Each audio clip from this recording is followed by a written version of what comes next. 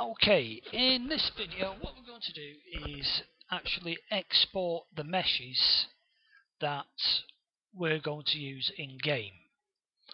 Okay, so what we're going to do is go in, well, not new, open. Now you might wonder about this, but what we're going to do is just open the initial ones that we got here. Now let me just get this all in. That's in wireframe. Don't want that in wireframe. Let's move highlight. See. Now, I know at this moment in time everybody is going on about FBX. Now, I've not really used it a great deal, and to be honest, the amount of people I've seen having problems with it, no thanks. Okay, so what I'm going to do, because at the moment I'm still using Max 2011, I'm going to use actorx. Now, once you've actually copied your actorx plugin from the, let me see if I can find this, UDK. Right. Now at the moment I've got 03 installed, but if you go into actorx Max 11, I'm using the 64-bit. Just copy and paste, copy that one, right? And if we go into C, there we go, Autodesk, remnants of other stuff. You can tell I don't clean things up very often. Standard plugins, and just paste it into here. I think it is. I should have it already done. There we go. Yeah, smashing. Okay. So paste it in there and then restart your version of 3ds Max. If you're using 2012, 2013, either learn the FBX workflow or go to Gildor's website. He's actually got a, I won't say an official version of actorx for those versions of Max, but he's been allowed to compile the actorx plugin for those versions, and everything's hunky-dory and happy as Larry. Okay, so once you've done that, all we do here is you go into your Utilities tab, click on the that button there, whatever it's called, Configure Buttons.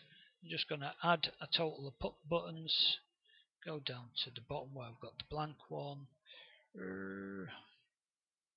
Max Standard. No, there we go. actorx. Click on that. Drag.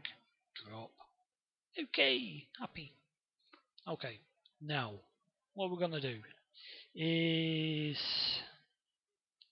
as you can see, it's all because I've used this before. It's managed to find that my defaults.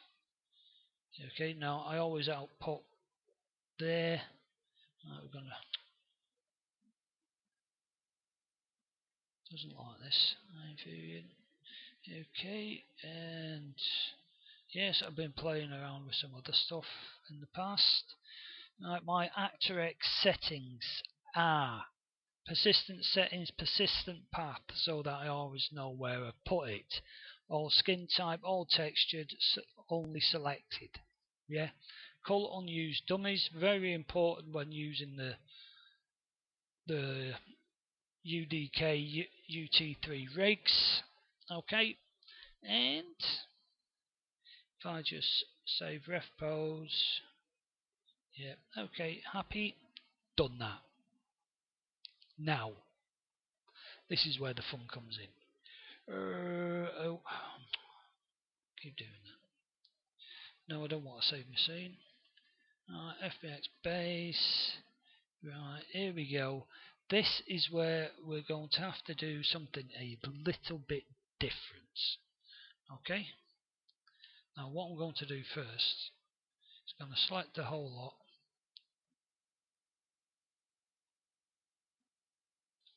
Remove any keyframes. I'm just being on the safe side here. Alright, because I'll show you why. Now, if I select the mesh, alright, it's still got all this stuff there.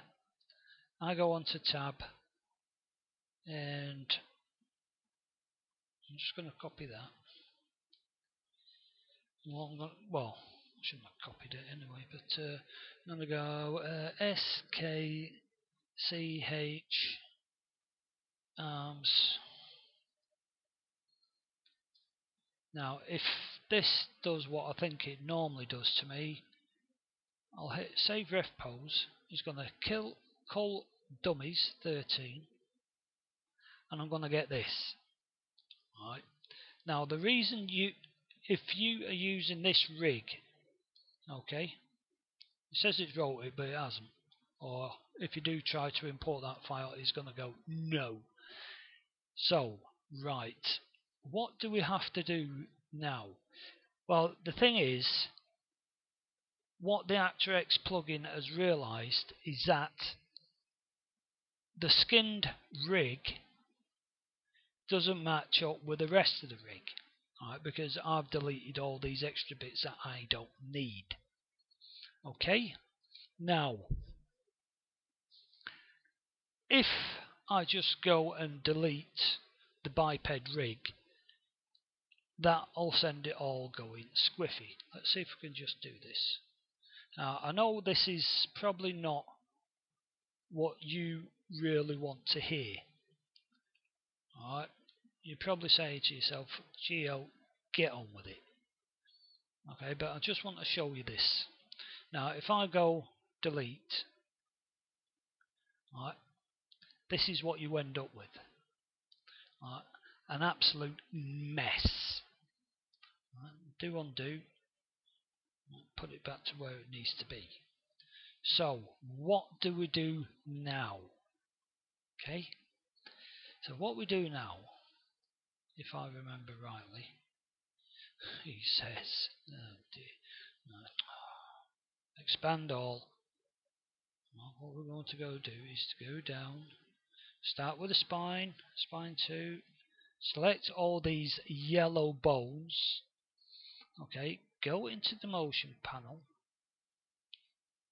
it will get there eventually. Alright,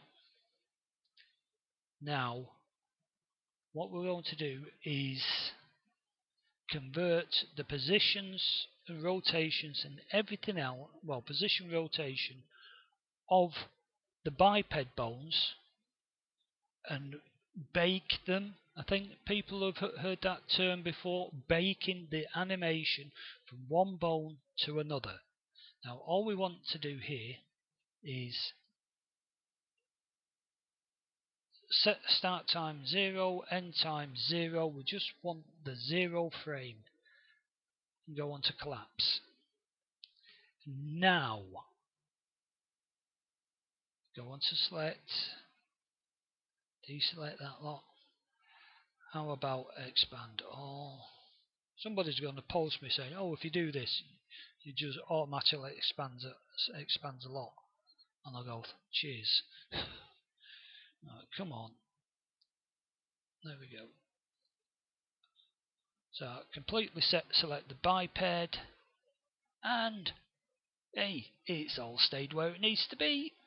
So what we do is select that mesh, go back over here into tabs, actorx, save the ref pose, and happy. Okay, that's what we need to do. I'm not going to do the anims in this video.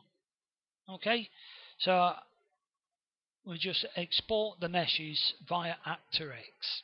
Okay, we'll leave it at that, and in the next video we'll go on about doing the animations, and you'll realise where I'm going in this lot. Okay, so see you soon. Bye bye now.